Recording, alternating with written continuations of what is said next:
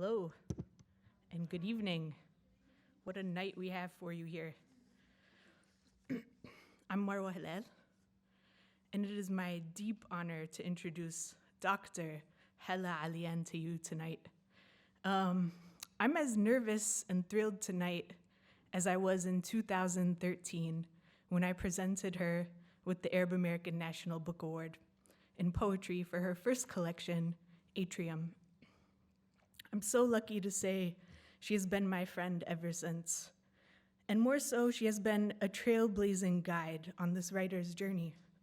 That is to say, her work, her way, her spirit has never left me, and I know so many other writers have been inspired by her as well. In the last line of her collection, The 29th Year, she writes, "I write songs so that someday you may sing. Hala, we sing for and with you." Her vulnerability, both on and off the page, startles, stuns, and sets the mind to sparkle. Prepare to be dazzled and hang on to your heads. Her lyric has been compared to a katana sword. Yes, the sword of samurais. And each cut she makes imparts wisdom onto her readers. Hala Alyan was born in Carbondale, Illinois, grew up in Kuwait, Oklahoma, Texas, Maine, and Lebanon. Her poems are the container for all the places she has called home, as well as her Palestinian ancestry. She's the author of 3 books of poetry and the novel Salt Houses, which won the Dayton Literary Peace Prize in 2018. In a time when our faith is tested daily, she's something greater than a poet. She's a believer. Please join me in welcoming the brilliant Dr. Hala Alyan.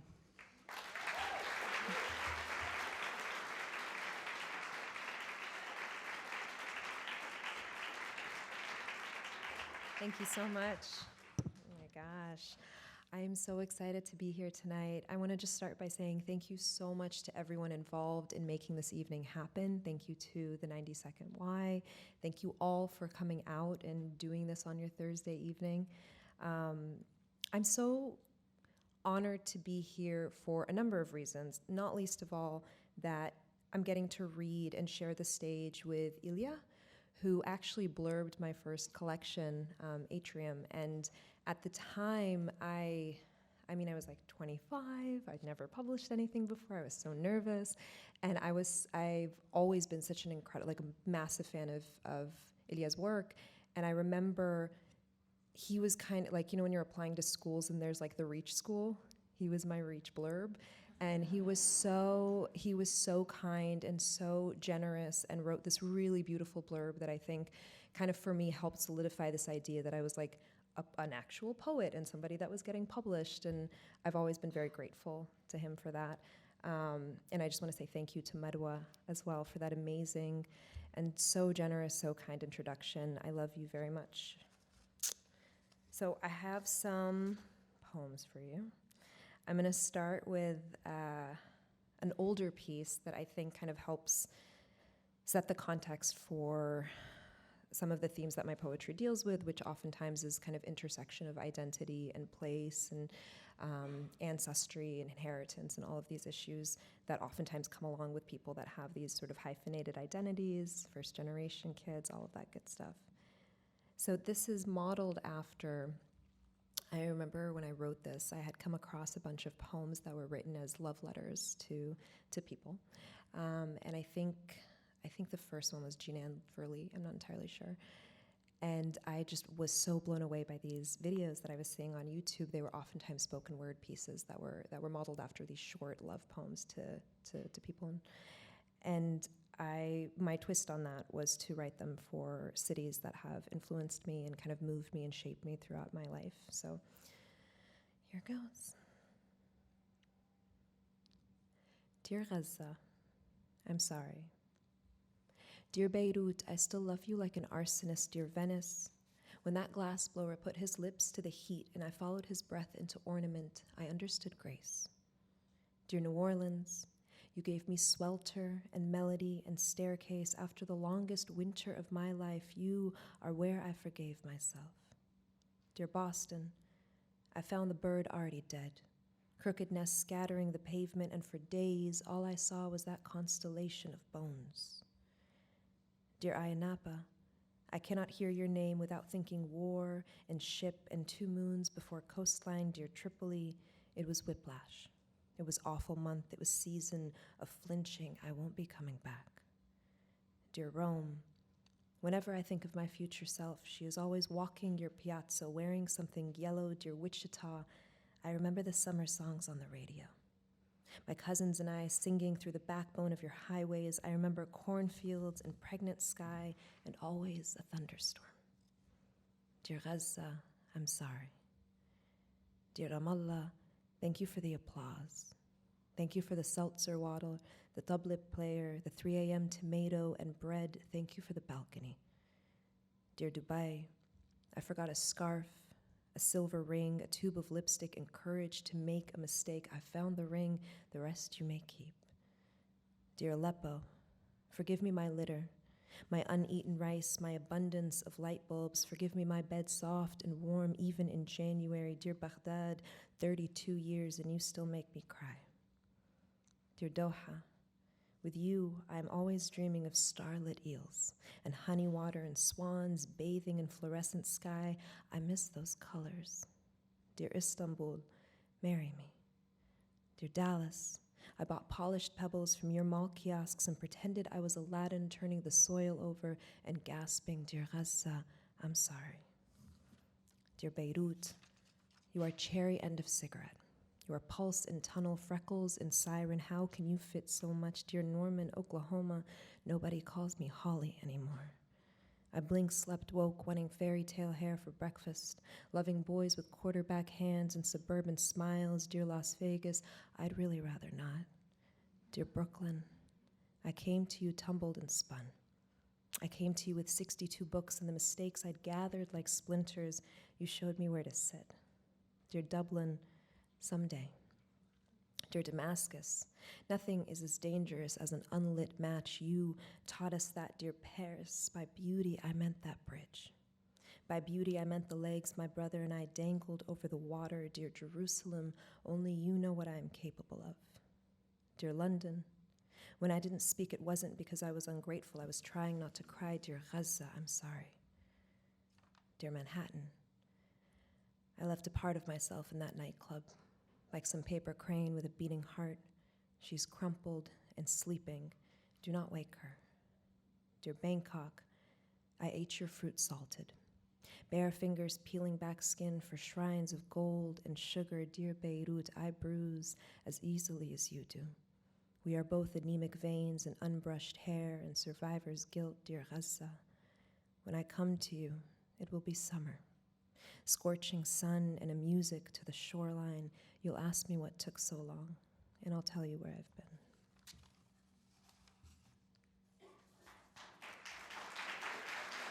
Thank you. Thank you. This poem is called Aleppo.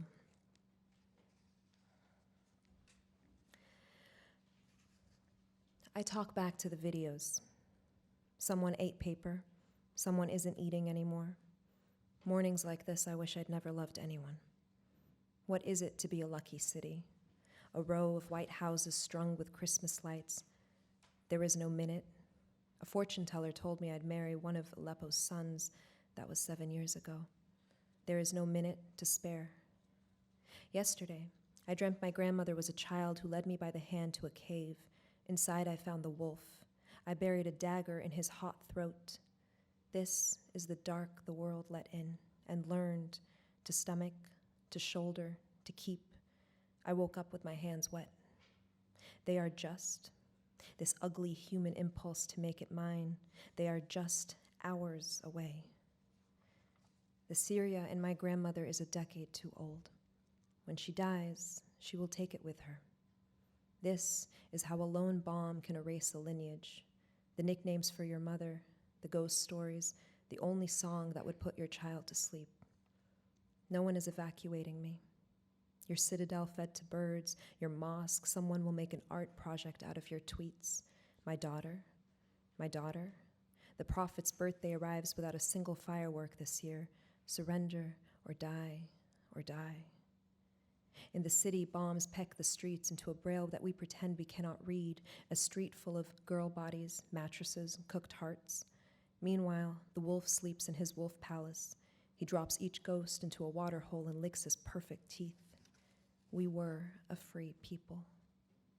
We could paper all of Arkansas with your missing.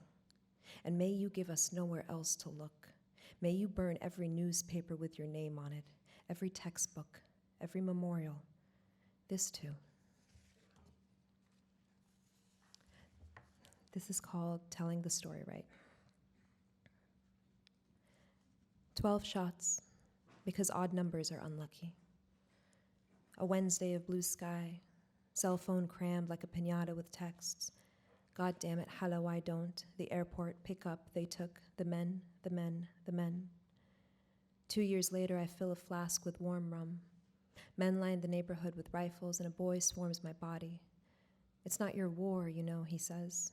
I want to spit in his mouth. In America, you'd never. I bought a rose from those Syrian, black hair, black eyes. A Thursday of blue sky. I was 4. My mother was pregnant. We drove all the way to Damascus without stopping. We stopped. Too many black-haired women in the airport line. When my brother moves to California, my brother will tell him not to wear his keffiyeh. Baba, your hair. Baba, your hair. Baba, at least wash those jeans. I love that soldier who winked at me. I love that soldier who tossed me a cigarette. The Nile in me, the bitch in me, I knew what to do. Baba, they took the men. Baba, they took your hair. I shook the chain-link fence near the border and gave a false name. Lorelei. I kissed the night guard, stalling. His eyes silver as a wedding ring. He showed me the dangerous thing in his hands. He said, "You better use those legs, Lorelei." I did. Pray like you mean it. I do it like my mama taught. The entirely merciful. A full breath before a new verse. My mind a defiant child upending all the gas cans of memories while I whisper into the pillowcase unwashed for 2 Saturdays, the entirely merciful of the worlds.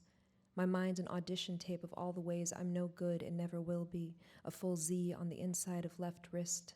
Bad daughter, bad sister, bad wife who wore white for another man. The entirely merciful of the worlds, it is you. Every trashed bedroom, $100 meal thrown up, 1 tequila over speed limit, fleecing girls who lit up all of Europe. Stage, the entirely merciful of the world, it is you for help. Of empty beer bottles, shining green as cash, fingers counting my lashes, a stolen bag of cocaine, white on white on white on white. My white mug filled with seltzer and lime, oh please somebody. The entirely merciful of the worlds, it is you for help, the path of those upon. Tell my mama to send me a song, any song, as long as it makes me cry.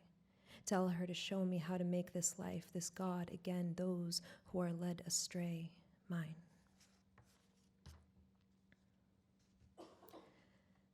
Dear Leal, when it became clear that America wouldn't apologize, our mothers decided it was time to leave. The YMCA pools, the cafeteria trays, the tornado sirens vanished, but the houses we snuck into our girl pockets. Whole acres of cotton crops and the state's best Ferris wheel dug into our hip bones like quarters. Since we were being honest here, I'll tell you I envied you topless in the Barcelona Sea, your hallucinogens, the way you danced like an animal caught in its own net. The last time I drank, I spoke to the trees and they had your voice. They said it was too late to go back. My life glittered like drugstore nail polish. I'm not here to talk to you about Fatma. We both wanted to become her. We both failed. Instead, I'll burn Berlin to the ground. I'll take you back to Texas, find a motel Bible to thumb through. If we look long enough, we will find everything our mothers did to us. You see, you can blame everything on a highway. Your Baba's temper, the prison cell our grandfather squatted in for 6 months. A girl meets her madness with 2 good hands. A girl falls asleep in Central Park. I told all my good stories to your brother. Here's one last one. A girl unloves her house, but it is too late. The house is her eyes and her ears and the wind she pins her hair by. Leal, I meant every lie I told you. Some things can only be endured. The God, the grandmother, the specks of dust. The night our fathers gambled, they ate like kings with their winnings. Upstate 1. The weather is another character. Today, alabaster coast with rain and wind, I run through the pines, emerald, lanky branched, decked with dew. I'm one half of the car winding its signature towards the state park. I have found my grandmother in the dream. Again, the dream, the car remembers the flank of asphalt. I shut my eyes against the drizzle through the open window and hear her say death can be good. The day is a nothing color. When the cemetery appears through the fog, a sudden wind scatters the birds like a shotgun. The asphalt remembers a better car. I want to rename the cemetery, the wind, the farm stand we stopped at for cider. I forget the words in Arabic. From the hilltop, the lake is a green almond, 2 geese interrupting the silence with their animal bark. This is how the clouds convert you, replacing one future with another. And the whole car ride back is quiet and unheated, and you are crying because you nearly forgot, because the car is good, the fog is good, the dream is good. Upstate 2. A century of sex and heartbreak in this country house. Crowned by pines, tonight I almost drank wine again. History does that. A telescope from both ends, the undesirous memory of smallness, how I snake towards myself only to discover I have disturbed no one's nest but my own. I could summon the exact taste of the wine, the tart red, could imagine how the lively falconer in my brain would wake up, release her dozen hungry birds into circles. I want to tell you about the wine. You, sunburnt in Australia, driving into the desert to look up at new stars. Of course, there are things we have buried together. 2 apartments, errant hairs, embryo, 1, 2. In the x-ray of your hand, the bones glow like lace, the same ones that pin me against mattresses. I never told you how regal I felt that night in the hot tub, the winter air furring my eyelashes and hair with frost. Months later, grasshoppers, a foliage not yet turned. You see, someday I will learn to drive. I'll take you back to the state border, ask you to lie back while I point out the dead things I found in the night sky. Darling, I work by the hourglass. I write songs so that someday you may sing. This one is when I was putting together the 29th year, which is the most recent book, I was sort of struggling with the order and the format, and so I printed them all and kind of laid them out on the ground and was sort of playing around with them like a big jigsaw puzzle. And I started to cut out parts of different poems and different lines and sort of move them around just as an experiment to see what would happen, to kind of give me fresh eyes to look at the collection through. And I was interested in seeing if I took random stanzas and paragraphs from different poems and put them into sort of a master poem, what sort of narrative would emerge, and this is that piece. The 29th year. Let me take a sip of water.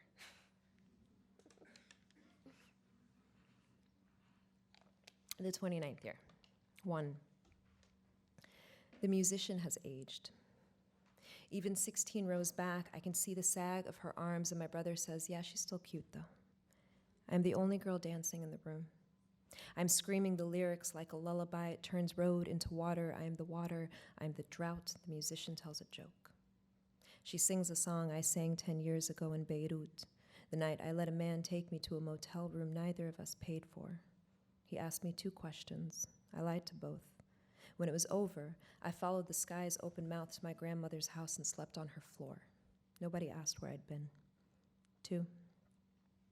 By wife, I meant moon. I returned to the same hotel bathroom. First to weep, then to steal flowers. I married that white sphere. I married a man and wore a white dress. It has been 5 months, and every morning I marry a white pill. 3. What will you make with your rage, he wants to know.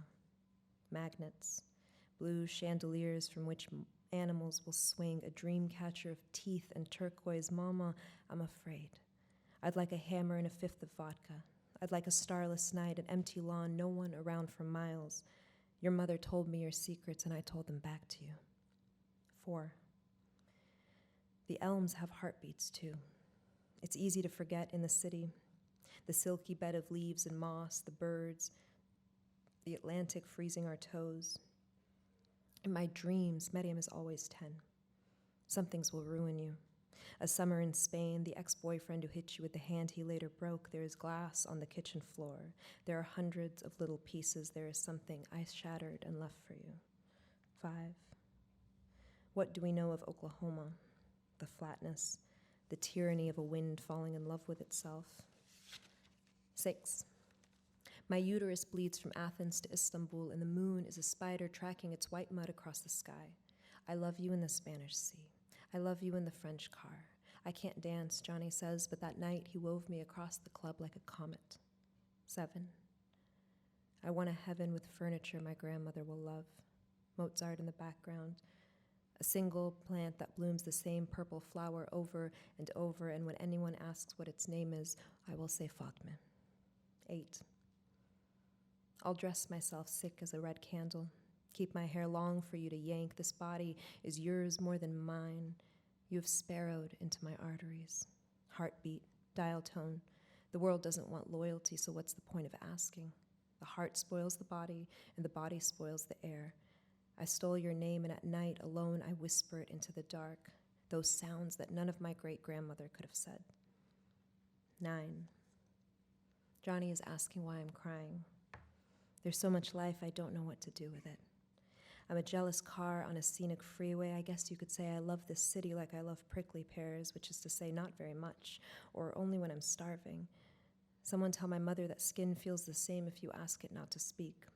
It's like a December tree, both alive and not, like the red gun of that tower that grew even as it fell. Take it from me, Mama. I couldn't listen to music for 6 months. Yesterday I sang until the neighbors knocked. 10. You're not a girl in a movie. 10. You're not a girl in a movie. 11. They call it heaven's intersection. The dry grass murmuring of the coming storm, a Budweiser can flattened beneath someone's boot, the train's lonely call for itself. All the exit routes in the world. The drunk Jeep, the bottle of pills, your daddy's DNA. I starved myself to starve my mother. I kept the bullet for the wrong reasons. I wanted people to ask. Everyone wants a rock bottom, some Icarus shit. But the truth is some holes keep going, deeper, heady. One mistake becomes 3. There's always a dark darker than the dark you know. 12. Here's what the biologist taught me in that whiskey bar. If your ancestor dies in a mudslide, you learn to run. We inherit everything, especially questions, and maybe I was wrong. You wanted me thin, so I ate. You wanted me sober, so I drank. When something pressed against me, I took it fast. You see, I love Florida because it's prehistoric. I love strip clubs because they're honest. You said my name like the prettiest cake in the deli glass display. Hala, Hala spoke the pleas into my hair, the army that made you want me. I lied when I said I loved Philadelphia. But really, I just loved the idea of a place so old it only knew how to tell the truth. 13. To possess the sunset, you must first possess the storm. Texas big and specked with sable, navy green, the first raindrop fat as a tulip. It's been decades since the kleptomania, Baba's wallet, a tennis bracelet someone forgot on the bathroom sink. But there endures the sense of something criminal in my pocket, a loan I never paid off. I keep the 17 houses. I keep the baby teeth. When I was much younger, I heard a woman in a Midwestern diner sigh, 30, honey, can you believe it? I couldn't. I can't. It was a day. Someone died. My mother lied to me about her mother, and I ate ice cream until I felt sick. 14. The dream where I pull their bodies from the lake. Kiss them until they speak again. You see, the wound will tell you everything you need to know about repair. And what is love, if not falconry? Tugging the humble out of something wild. A woman takes her sorrow to the river and drowns it, pale feathers and all. A woman explodes herself. This is the place inside us, the cool guest house of dust and glass, the puckered streets of Gotico where we sang. Light woke me up. I could still taste the Mediterranean, that dirty water. I could still see the worshipper's city, the sky, a good dark meat grilled with stars. I want you in the Pacific. I want you in the Gulf Sea. I am borderland flooding. Swim. I'm going to read one more. Oh, thank you. Thank you so much. And I'm going to be that person who's trying to find the poem. Okay, you know what? Let's do this one. Oklahoma. For a place I hate, I invoke you often. Stockholm's.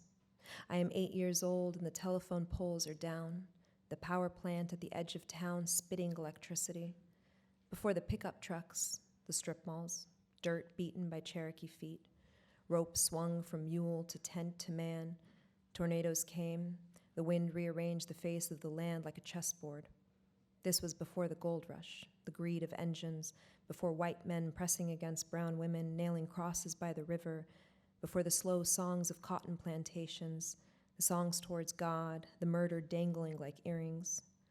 Under a redwood, two men signed away the land, and in history class I don't understand why a boy whispers sand monkey.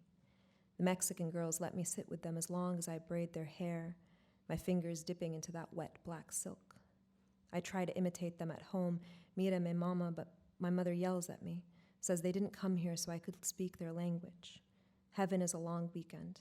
Heaven is a tornado siren canceling school. Heaven is pressed in a pleather booth at the Olive Garden, sipping Pepsi between my gapped teeth, listening to my father mispronounce his meal. Thank you all.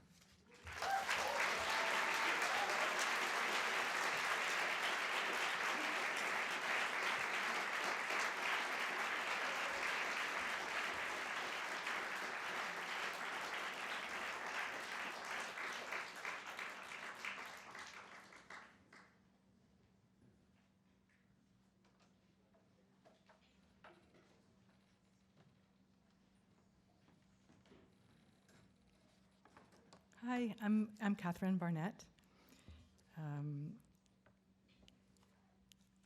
If you don't hear me well, please, in the front row, because I can't see the back row, wave your arms.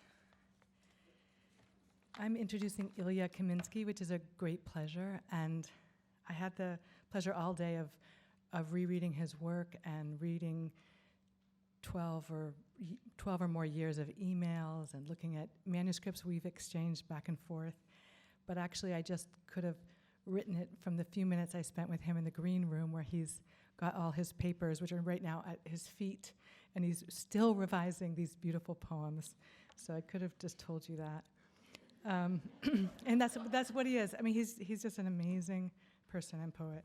I'm going to start with just giving you two scenes. So the first is the lobby of a Best Western in San Diego in 2008. Ilya Kaminsky showed up at midnight with a grocery bag filled with fruit and bread and cheese and cider and wine and nuts and root vegetables and pickled things and sweet things and many other nectars and elixirs. It was as if the paper bag was bottomless, which pretty much describes my admiration and love for Ilya. Until the early hours of the morning, Ilya, a friend, and I sat reading one another's poems, taking over the empty anodyne space and trying to answer Ilya's question, how to live on earth, child. Ilya Kaminsky's new book, Deaf Republic, does and does not answer this question. In Anonymous, he writes, "Today I have to screw on the expression of a person, though I am at most an animal. And the animal I am spirals from the funeral to his kitchen, shouts, 'I have come, God, I have come running to you.' In snow-drifted streets, I stand like a flagpole without a flag." That night, in the Best Western, there were certainly drafts of the poems that are now transformed and seamlessly built into the made world of this astonishing new book. What did Ilya say during those late hours? there as in so many other conversations? To me, surely he encouraged more image, more music. He always says you have to balance the pretty with the grit, and he likes things spare. He wants to build poems from the lines that are strongest in a draft and leave out the rest. With enormous patience, Ilya has made something of precariously perfect balance, balancing between lyric and narrative, between protest and praise, all of which you'll hear in tonight's reading. Scene 2, at the Breadloaf Writers' Conference, August 2007, in the dining hall. So this is a year before that other meeting. I heard a deep, unfamiliar voice ask, "Who do you think is the greatest poet of the body?" This was not the usual banter and gossip. I turned and saw Ilya, whom I had never seen before.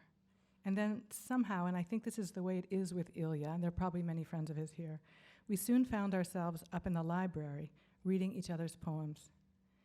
His passion is so immense that he sweeps even uncertainty and shyness away and transforms it into care for poems. Then the next day we were walking down Route 125, talking again about poetry. I was looking down the whole time at the ground, trying to watch out for the cracks I was sure would open up and swallow us.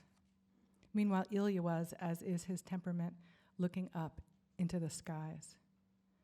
I understood then that he was an ecstatic. Even in Deaf Republic, which is a book of lament and outrage, there is a profound element of the ecstatic that is so elastic it includes pathos along with joy and foolishness. This is what deepens the lament, sharpens the protest, holds us all accountable. Here, in a few lines from his poem, To Live, Ilya combines ecstasy and pathos as he does throughout the collection. This is from his poem. To live is to love, the great book commands. But love is not enough. The heart needs a little foolishness. For our child, I fold the newspaper, make a hat, and pretend to Sonia that I am the greatest poet, and she pretends to be alive. My Sonia, her stories and her eloquent legs, her legs and stories that open other stories. In Deaf Republic, someone runs through the streets shouting, "I am so fucking beautiful, I cannot stand it." And that's what I feel reading this book. It's so expletive beautiful, I almost cannot stand it. Though I count myself most fortunate to be a friend of Ilya's, so much of what he has given me, he has also given and made available to each of us in this room and across the country and all the countries, through his work as an ambassador for poetry and translation, as an editor himself, as a translator, as a friend and passionate discoverer of young and overlooked voices everywhere. Ilya Kaminsky was born in Odessa, now Ukraine, in 1977. A Soviet doctor's misdiagnosis left him deaf at a young age. He had no hearing aids until his family immigrated to the United States in 1993. This is how he describes himself in a recent essay published in the New York Times. I can't hear through the walls. If you shout at me across the street, I won't turn my head. There's a kind of openness in deafness. My hearing aids whistle. My accent gives itself away. I stare at people's lips. A deaf person, I find most people intimate with me almost immediately. They see a large, awkward man in front of them. They might feel slightly superior or slightly frustrated with my accent. They are bewildered. And later in the essay, he writes, "Deafness is a theater. Here, the deaf person is the audience. Everyone else is an actor. No need to worry about the silent world. The deaf do not believe in silence. Silence is the invention of the hearing." Ilya Kaminsky is the author of the 2004 collection Dancing in Odessa. He is also the editor of a zillion anthologies and books, the editor of Poetry International, and a terrific translator. I said some of that. This editing and translating work has been essential for so many of us, and is surely at least partly responsible for making us have to wait so long for this gorgeous new book. Everyone's saying it, and I'll add my voice to the chorus. It's been worth the wait. We now have this book in our hands, a book that changes our notions about silence, speech, complicity, love, power, powerlessness.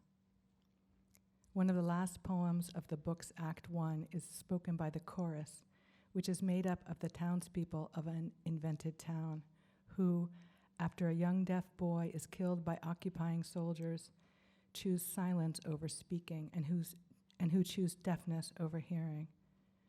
The chorus says, "Now each of us is a witness stand." Please welcome Ilya Kaminsky.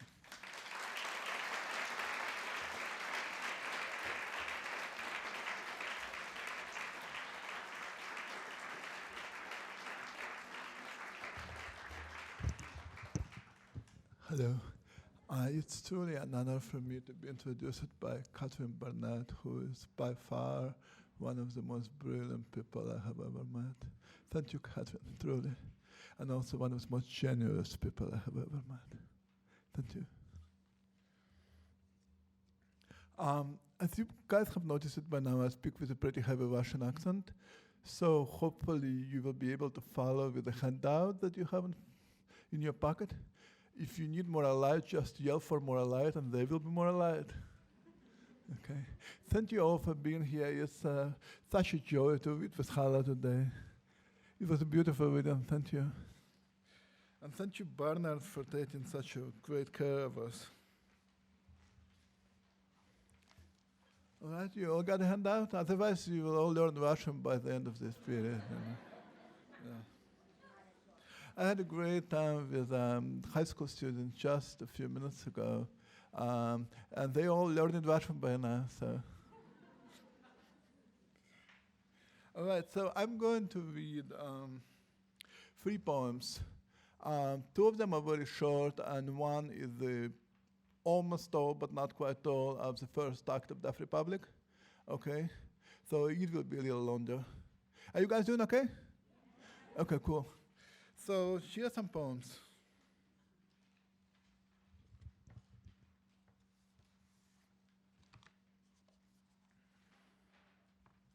We lived happily during the war. We lived happily during the war. And when they bombed other people's houses, we protested, but not enough. We opposed them, but not enough. I was in my bed. Around my bed, America was fallen.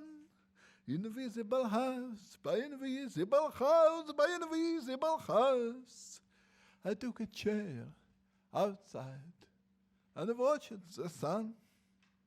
In the 6th month of a disastrous reign, in a house of money, in a street of money, in a city of money, in a country of money, our great country of money, we, forgive us, lived happily during the war. No. Let's not do any clapping, okay? Let's just do poems. On the next page, you have a cast of characters, but what I really want to tell you is this is a story of a pregnant woman and her husband in a time of crisis. A young deaf boy is shot, and the whole community stands up to authorities by refusing to hear. As a part of the protest, people invent sign language. I won't read any signs, but as you go through your handout, you will see some along the way. Okay, can you hear me okay? Okay, good.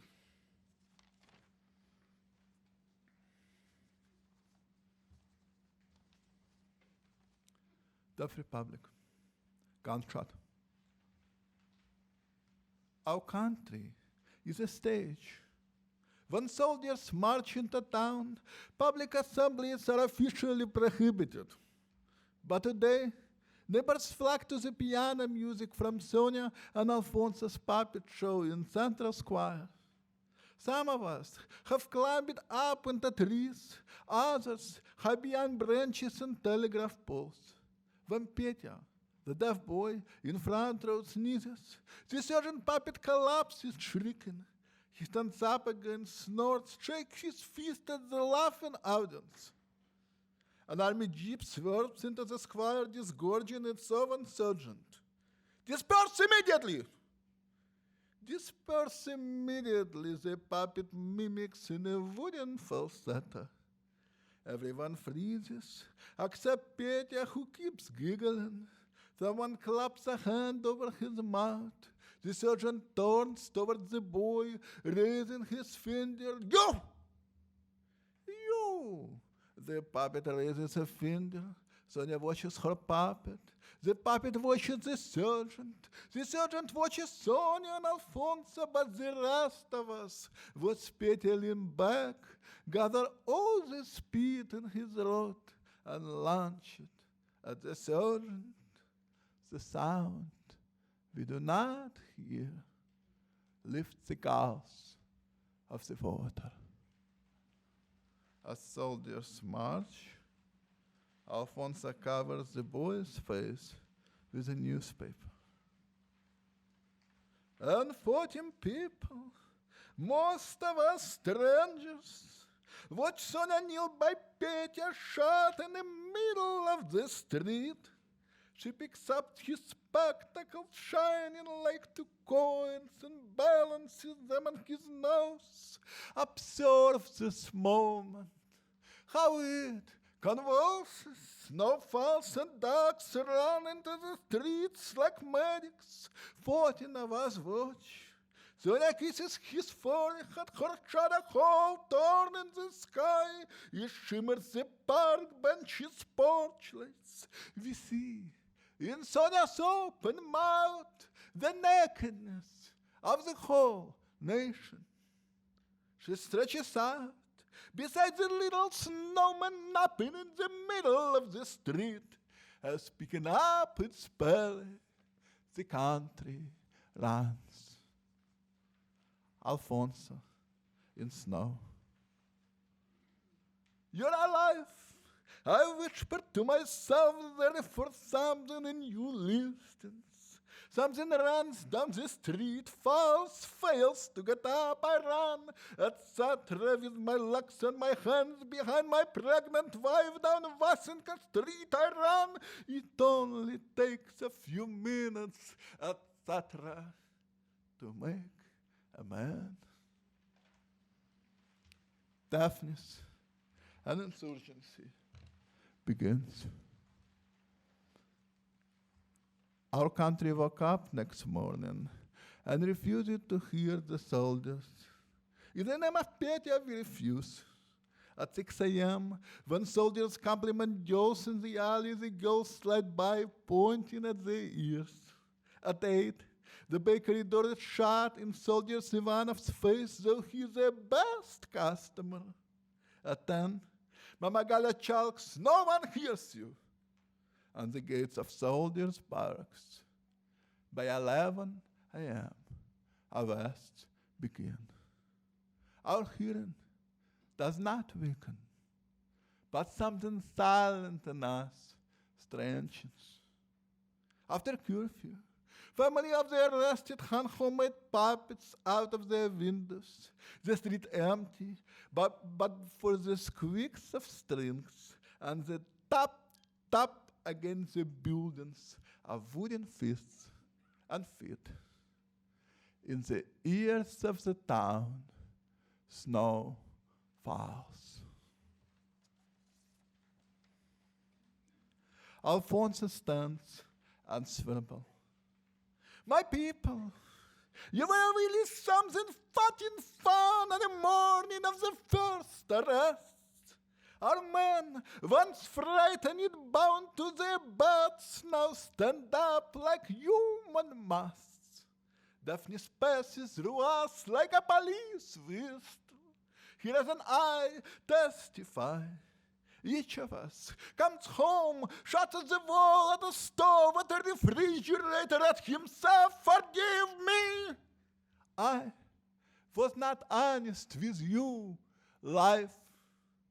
To you I stand answerable. I run, etc. With my legs and my hands, etc. I run down Washington Street, etc. Whoever listens, thank you for the feather and my tongue. Thank you for our argument that ends. Thank you for Daphne's Lord. Such fire from a match you never lit.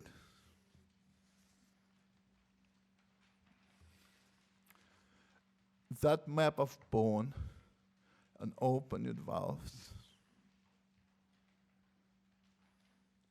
I watched the sergeant aim.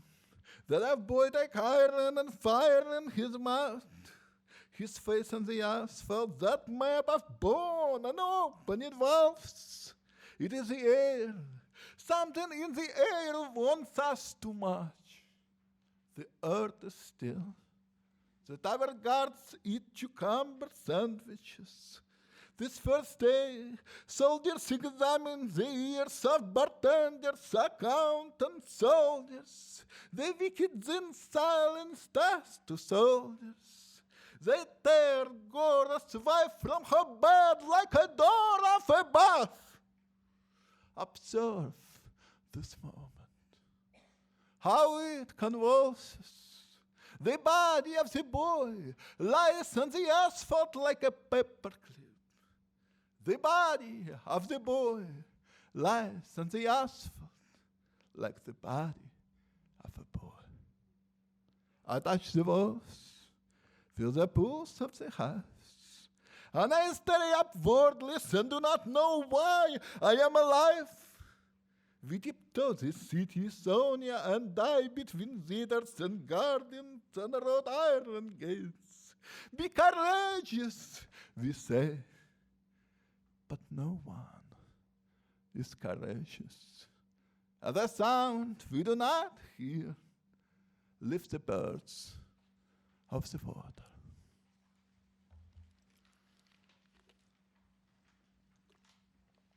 Of weddings before the war. Yes, I bought you a wedding dress big enough for the two of us.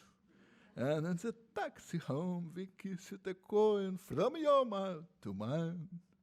The landlady might have noticed it at the riddle of stains and the sheets. Angels could do it more neatly, but they don't. I can still clamp your underwear. My ass is smaller than yours. You pat my cheek. May you win a lottery and spend it all on doctors.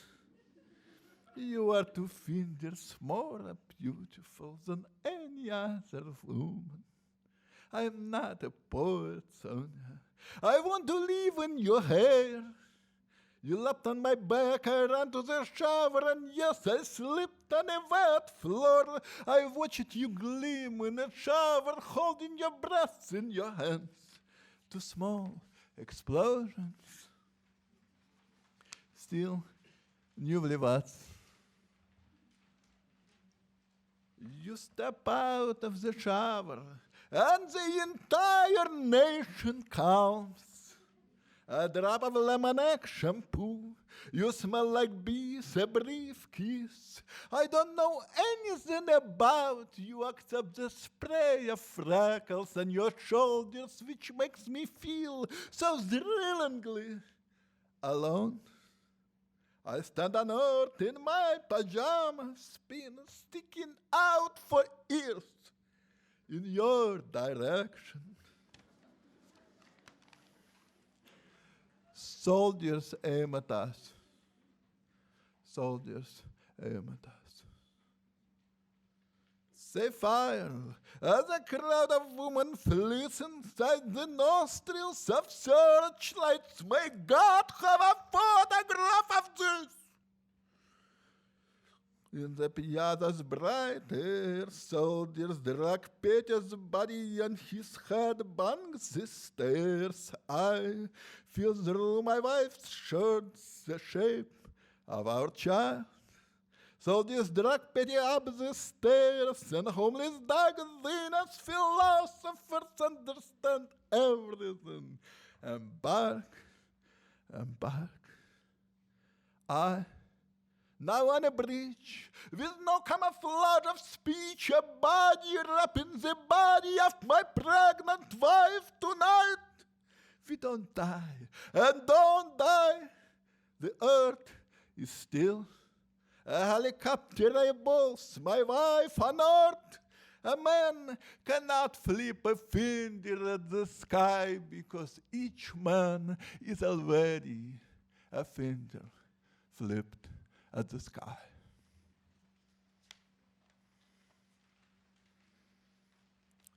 Before the war, we made a child.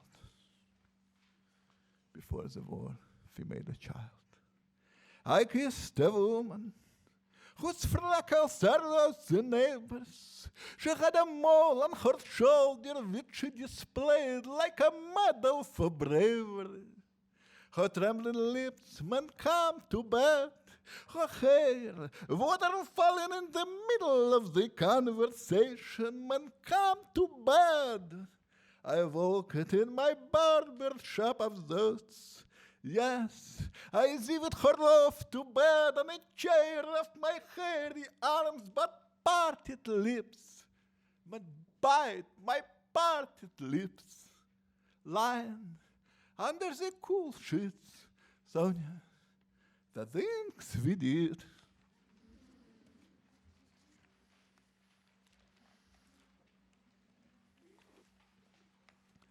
4 a.m. bombardment. 4 a.m. bombardment. My body runs in a limb of street, my clothes in a pillowcase.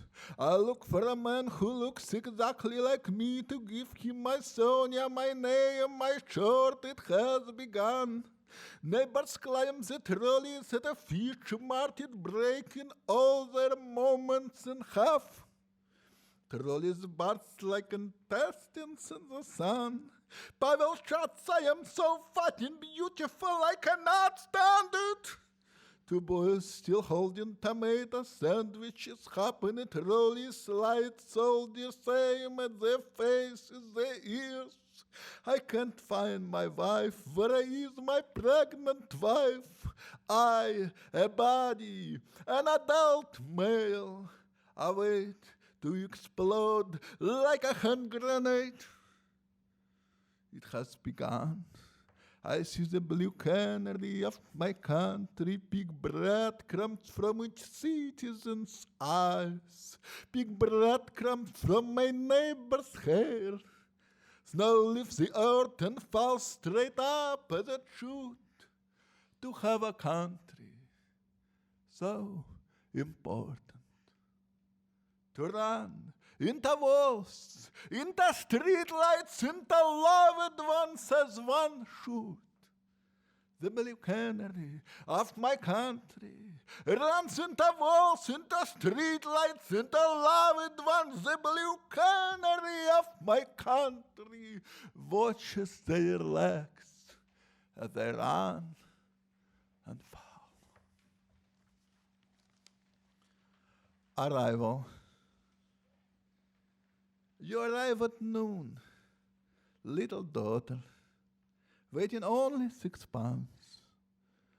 Sonia sets you atop the piano and plays a lullaby no one hears. In the nursery, quiet hisses like a match dropped in water. Lullaby. Little daughter, rain, water, snow and branches protect you. Whitewashed walls and neighbors' hands, oh, child of my Aprils, little earth of 6 pounds. My white hair keeps you asleep, lit. While the child sleeps, Sonia undresses. She scrubs me until I spit soapy water. Big she smiles. A man should smell better than his country. Such is the silence of a woman who speaks again. Silence, no one. Silence. It was movies us to speak. She throws my shoes and glasses in the air. I'm of deaf people and I have no country but a bus stop and an infant and a marriage bed. Sopping together, that is sacred to us. Washing each other's shoulders. You can fuck anyone, but with whom can you see it in water?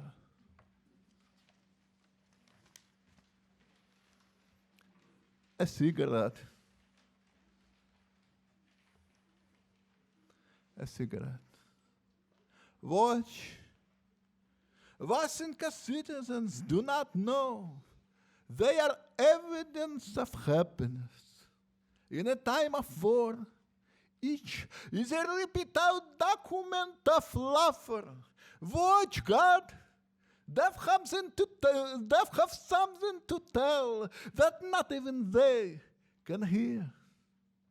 Climb a roof in a center square of this bombed out city, you will see one neighbor ziffs a cigarette, another diffs a dog, a pint of sunlit beer.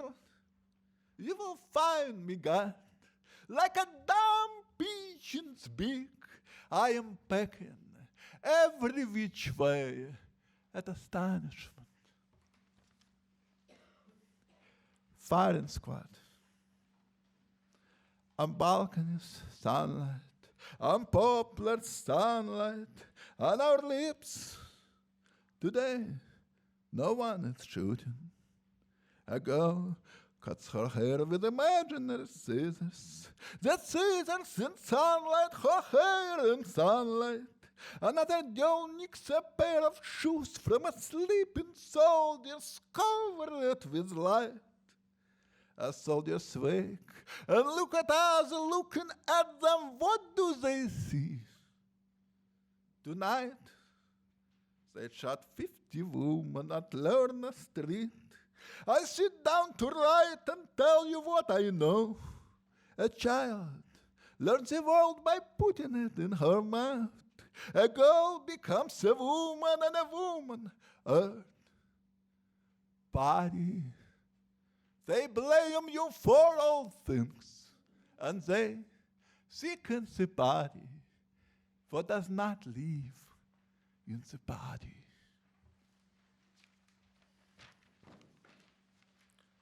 Lullaby. I look at you, Anushka, and say to the late caterpillars, good morning, senators.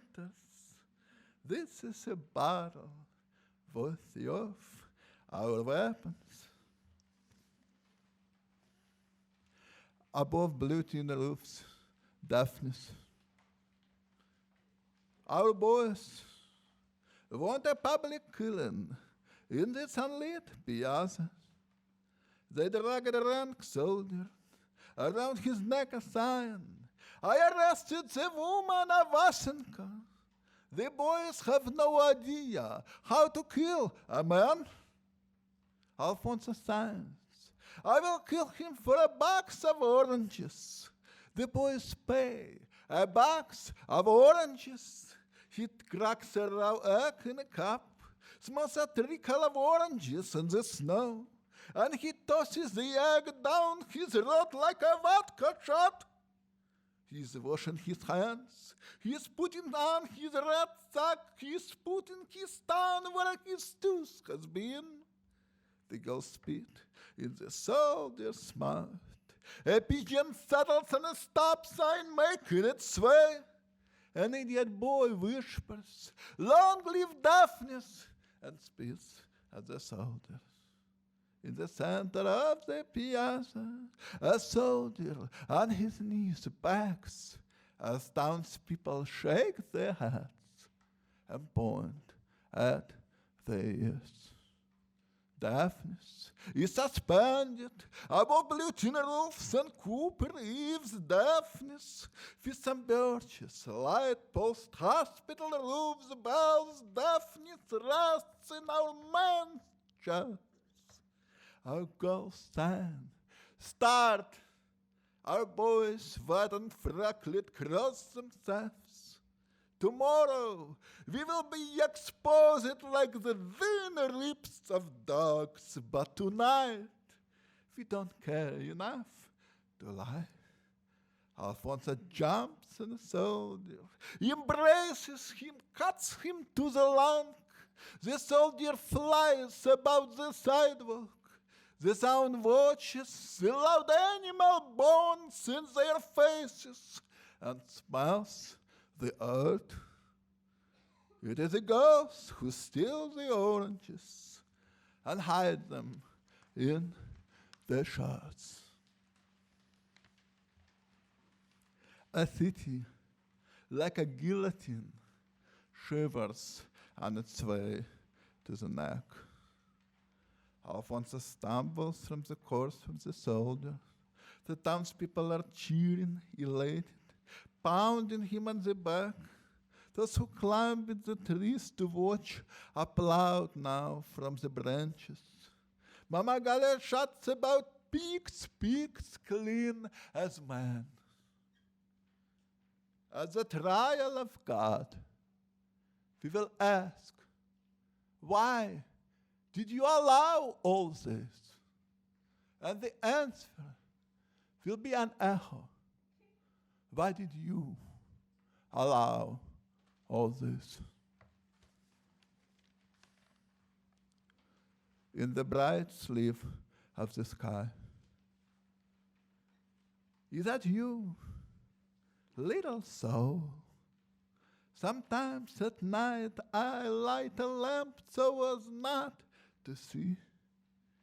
I tiptoe, Anushka drops in my palms, on my balding head, her bonnet.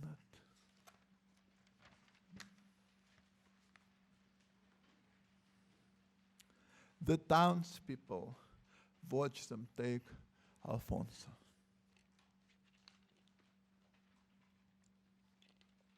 The townspeople watch them take Alfonso. Now each of us is a witness stand. Vasenka watches us watch for soldiers throw Alfonso Barabinski on a sidewalk. We let them take him, all of us covers. What we don't say, we carry in our suitcases, coat pockets, our nostrils. Across the streets they wash him with fire hoses. First he screams, then he stops. So much sunlight. A t-shirt falls off a clothesline, and an old man stops, picks it up, presses it to his face.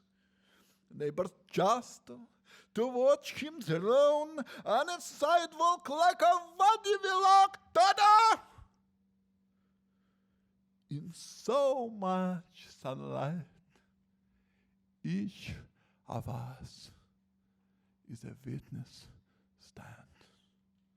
They take Alfonso, and no one stands up. Our silence stands up for us. Eulogy. You must speak not only of great devastation. We heard that, not from a great philosopher, but our neighbor, Alfonso. His eyes closed. He climbed other people's porches and recited to his child our national anthem. You must speak not only of great devastation. When the child cried, he made her a newspaper hat and squeezed his silence like two pleats of an accordion. We must speak not only of great devastation. and he played that accordion out of tune in a country where the only musical instrument is the door.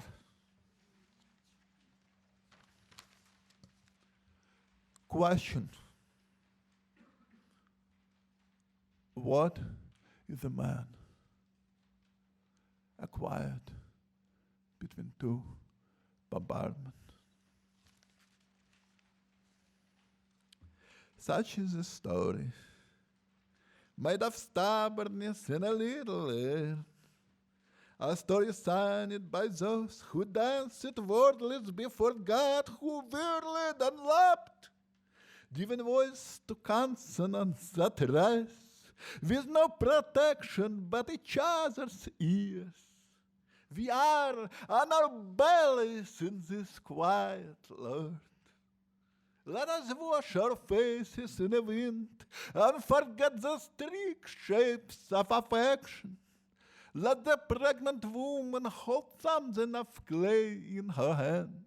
She believes in God, yes, but also in the mothers of her country, who take off their shoes and walk.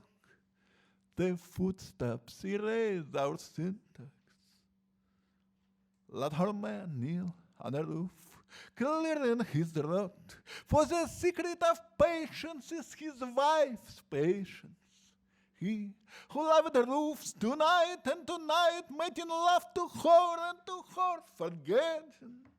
Let them borrow the light from the blind. There will be evidence. There will be evidence while helicopters bomb the streets. Whatever they will open. What is silence? Something of the sky in us. All right. That is more or less the end of the first act of the Deaf Republic. I'll just read one more poem and then I'll get out of your hair, okay? You guys okay there? All right, this poem is going to bring it a little closer to home, okay? It's called In a Time of Peace. In a time of peace. Inhabitant of Earth for 40-something years, I once found myself in a peaceful country. I watched neighbors open their phones to watch a cop demanding a man's driver license. When the man reaches for his wallet, the cop shoots into the car window. Shoots. It is a peaceful country. We pocket our phones and go to the dentist, to pick up the kids from school, to buy shampoo and basil. Ours is a country in which a boy shot by police lies on a pavement for hours. We see in his open mouth the nakedness of the whole nation. We watch others watch. The body of a boy lies on a pavement exactly like the body of a boy. It is a peaceful country, and it clips our citizens' bodies effortlessly, the way the president's wife trims her toenails. All of us still have to do the hard work of dentist appointments, of remembering to make summer salad, basil, tomatoes, it is a joy, tomatoes and a little salt. This is a time of peace. I do not hear gunshots, but watch birds splash over the backyards of the suburbs. How bright is the sky, and the avenue spins and it success. How bright is the sky. Forgive me. How bright. Thank you.